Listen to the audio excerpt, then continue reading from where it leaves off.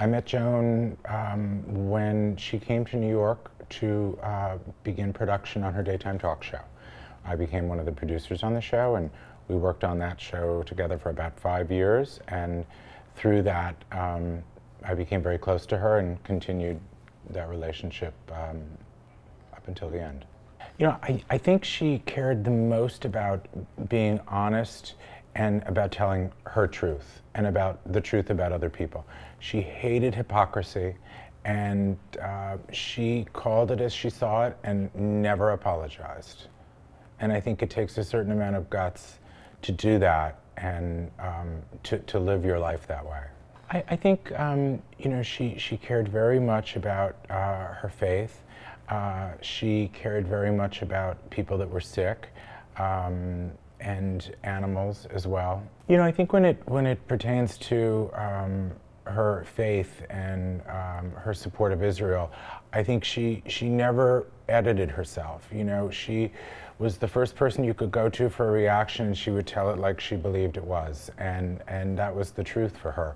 And she was very, very vocal in her support of Israel, and it meant a lot to her. And I think it really upset her that she was one of the few voices, really the lone voice, to take a stand. I think there are people out there that are certainly bigger on the political landscape, and I think she just always spoke out naturally about it, and then sort of looked over both shoulders and behind her and realized she was the only one.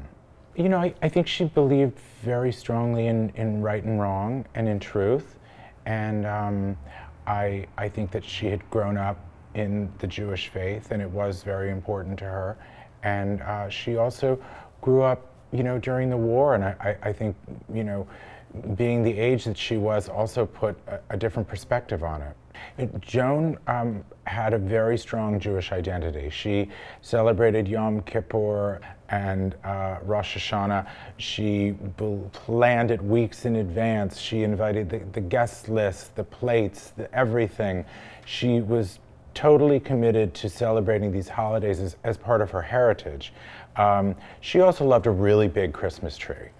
So, you know, she loved other holidays as well, but she was always right there with a huge menorah in the lobby, and then up in her apartment, a really big Christmas tree.